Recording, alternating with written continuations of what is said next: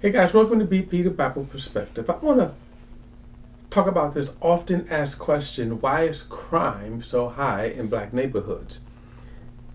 For that matter, is it really a legitimate question? Now, before we get into it, please like and share this video and subscribe to BP, the Bible Perspective. And as always, if you have a thought or comment, add it to the comment section below. All comments are welcome. Now, in order to understand the question, why is crime so high in black neighborhoods?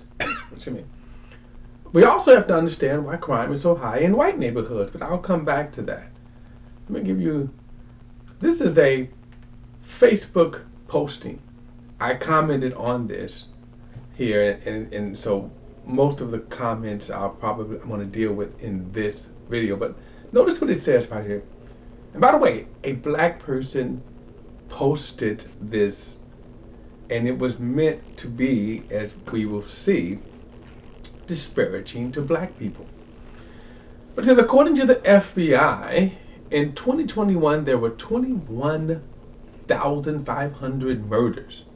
Of those victims, 9,913 were black. 7,029 were white.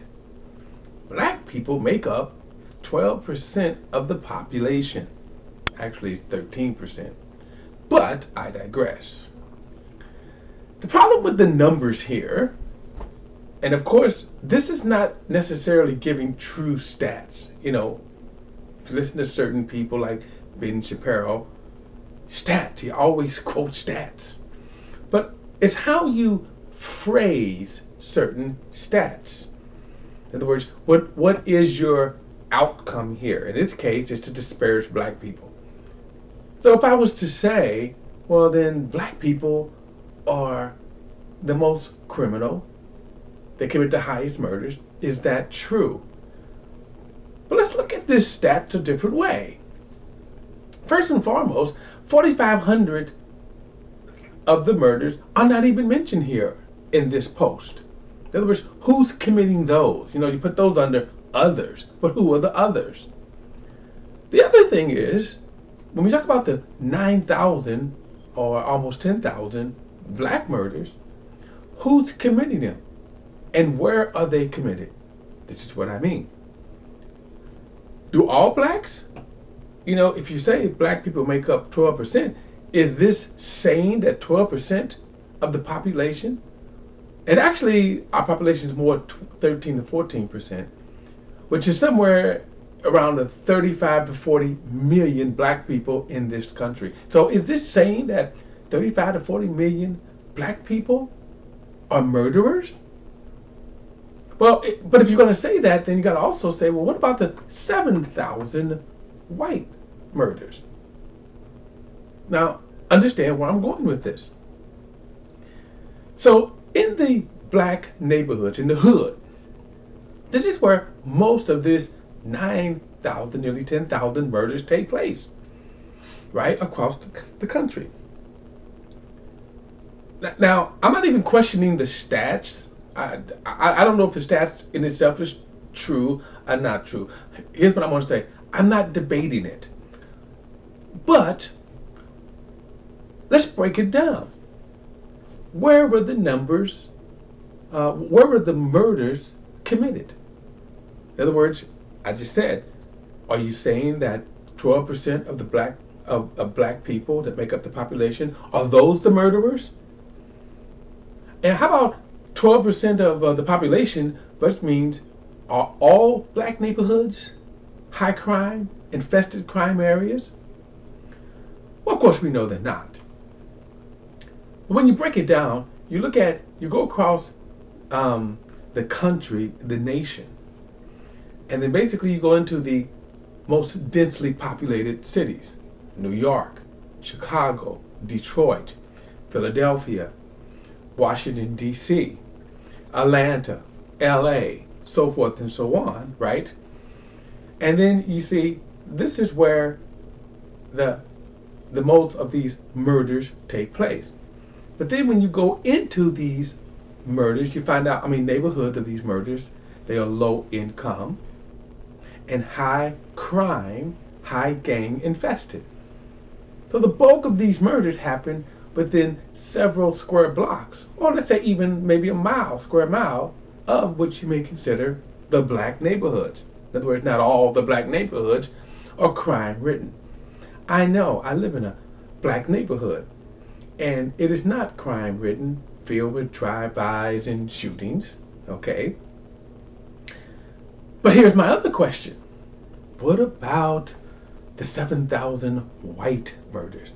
Now, where do they take place? And if we kind of look at those kind of numbers, who then would, how would you measure the greater impact of murders? See, we can narrow down, for the most part, there's 9,000 murders in 2021, right? To several low-income areas. But what about the 7,000 murders in whites? Where are these murders taking place? All right. So when you look at this, why is crime so high in black neighborhoods? We can also even answer the question by saying they happen because they're tolerated. Let me say, if a cop gets shot in the same exact neighborhoods where all of these high crime black crime and murders are happening, the same crimes, which most of them go unsolved, if a cop gets shot in that exact same neighborhood, those crimes are always, understand, always solved. And not only that, but they're solved within a week. And that's giving it plenty of time. So the reason why high crime happens in these neighborhoods, to be frank, they just don't care and they're tolerated. It is only when they spill over into out of those neighborhoods that you will see more attention and that they're going to get solved. All right. But the reason why I got this picture up here is because how we look at things is another. How the society is framed. So black neighborhoods, bad.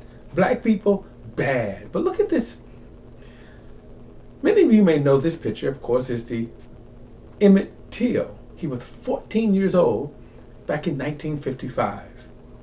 The woman to the left of him, she accused him of whistling, even maybe touching him. In other words, it was a lie.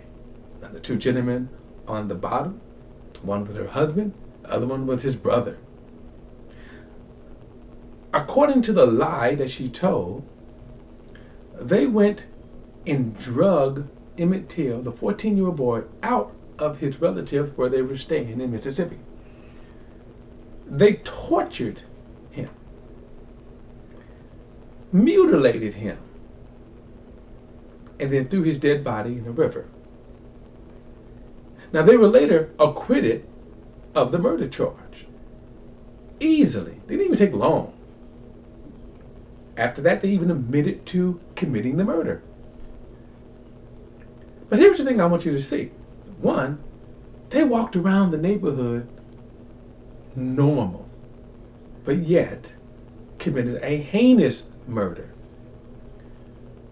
But those kind of racial murders wasn't limited to just Emmett Till. During this period of time, there were literally tens of thousands of black men murdered for crimes they didn't commit. One of the most easiest things for, when you look at these two men here, images of Ahmaud Arbery flash through my mind. The difference is that back then they were legal. You could get away with it. And they happen frequently. Now think about this now. High crime area. High crime. You see, it's all how we look at the crime. See, it's how we view it. And black people have been the brunt of the racist disparagement ever since we got here. Ever since we've been free. All right, guys, look, that is my perspective. Love to hear your thoughts and your opinions. Add them to the comments section below. All comments are welcome, and don't forget to like and share this video and subscribe to BP, the Bible Perspective. Till next time, I'll see you then.